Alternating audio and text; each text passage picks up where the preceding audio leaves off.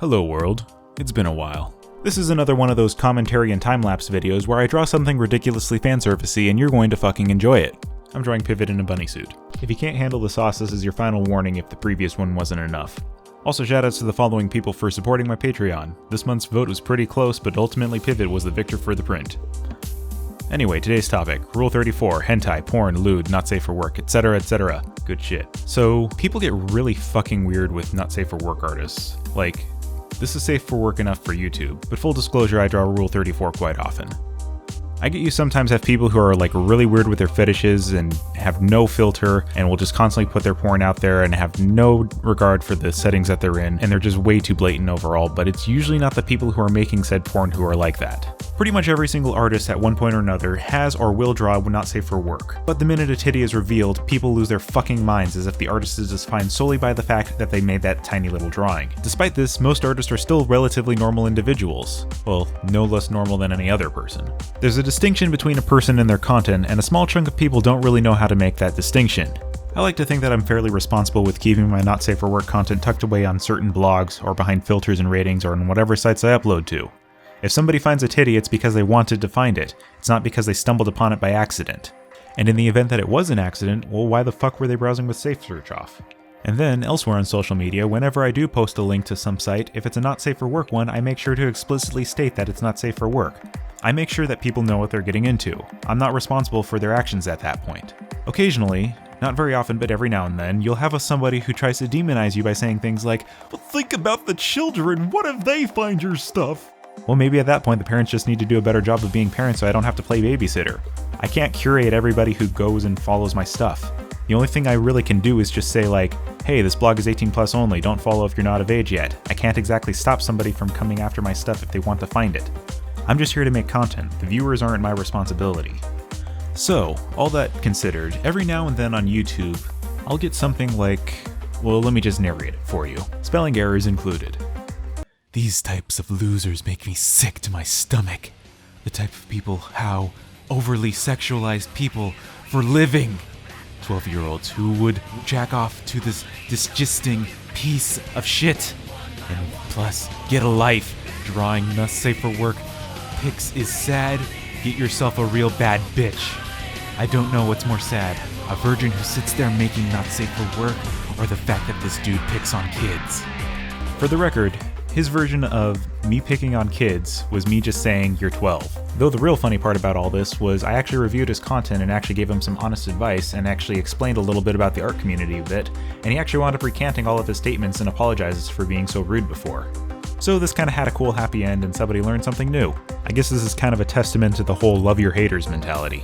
It actually works. But anyway, I guess the point that I'm trying to make. People are going to express themselves as they see fit, and it's kind of a waste of time to shame them for it. You don't have to like all the content somebody makes. But at the same time, you need to remember that people are not their content. One oddity in this respect is actually the site Newgrounds, which is generally less filtered, so you wouldn't think this would be an issue there. However, Newgrounds doesn't really have a comment system, it has a review system instead, so the only way to comment on something is to leave a review for it. And the review system gives these people a false sense of power. On YouTube, if you get a troll comment or somebody who's way too passionate about hating something, you can just delete it or it gets flagged as spam. On Newgrounds, it stays there for a little bit in the form of a review. It eventually will get removed within about a day, but in spite of the fact that Newgrounds actually has more filtering options to better curate what you search for, people are still prompted to go out of their way and find things they don't like, which is fucking stupid. That feels like a violation of natural selection. Most animals are at least smart enough to know to avoid things they don't like. And if this is coming across as me bitching about trolls or hating and flaming and stuff, it's not really. I'm just kind of confused about what this accomplishes. It's not too hard to figure out when somebody's being a shit just for the sake of being a shit, but I have had numerous cases where there have been people with legit grievances against me strictly based on content, and it's those few cases that actually leave me scratching my head the most. Relating to that, I kinda have mixed feelings about Newgrounds as a whole. Don't get me wrong, I fucking love the site. It's just that on one foot, it's hugely creator-centric and it's a great place to meet other creatives and share your content, and get reviews and feedback and stuff like that. But on the other, because it's mostly creator-driven, it's almost creator-only. There's not much of a general audience there, which as a result it's overall pretty niche, which is why a 4 million view video on YouTube will get only 30k views on Newgrounds. It's a weird conundrum as a whole. Because of Newgrounds' structure, it can't really be more widespread, but if it were to change to appeal to a more general audience and be more widely used, it'd probably lose something in the process. There's not really a happy medium to it. As a result, Newgrounds is more of a place to develop your creative abilities than it is to curate an audience. You can definitely get some sort of following from Newgrounds, but that's only really going to get you started in the grand scheme of things. Audience growth really wouldn't be your primary goal through Newgrounds, at least not as big as it would be elsewhere. And also, don't get me wrong, I really do wish that Newgrounds was stronger and was more widely used. Y'all should know that I'm an animator and I want to see independent animation regain a stable footing online again and not just be something that young kids can do in their free time after they finish their homework. Newgrounds has been doing everything it can to try and support independent animation, and that's fucking stellar. It also has some of the best collaborative tools I've ever seen, with the ability not just to assign multiple people as authors of a single work, but also even split the revenue as well if there are any revenue gains. YouTube and even Patreon could take a few cues from Newgrounds in that respect. The collaboration options on Newgrounds are just way too fucking good. YouTube especially could benefit from these ideas, granted it's gone to such shit that I don't know if there'd be any recovering from it at this point. 2016 was a pretty fucking terrible year overall, but with respect to YouTube it was such a poor year that it actually managed to pretty much shut down my studio's channel, which kinda sucks. The combination of our channel's presentation plus YouTube's gradual shifts just kinda led to a situation where it wasn't just a failure to adapt, it was something that we could not adapt to. It pushed everything past the breaking point, and well, that's it.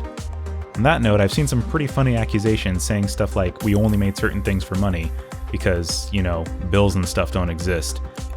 And that aside, if we were interested in only money, we'd be making only one type of content, Undertale Sans fights, or whatever else the next flavor of the month was. And if we did make that kind of content, it would probably come out as shit because I'm a firm believer that if you don't enjoy what you're working on, it's gonna look like shit anyway. I mean, I won't lie. There's definitely a few things I would have done differently if it were just me running the studio, but that's a different discussion for a different time and place. And the philosophy of make what you enjoy would not change. Maybe someday in the future I'll open up a personal studio. In regards to artists and animators, YouTube's success hinges a lot more on branding and recognizability now. YouTube really likes personalities more than it does the content itself.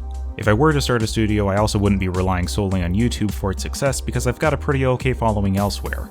As such, I've been devoting a ton of time to my Patreon and personal works and commissions to stay afloat, so maybe that can someday help sustain a studio. On that note, if you're 18 plus and are a fucking degenerate like I am, you might want to check out my Patreon as well.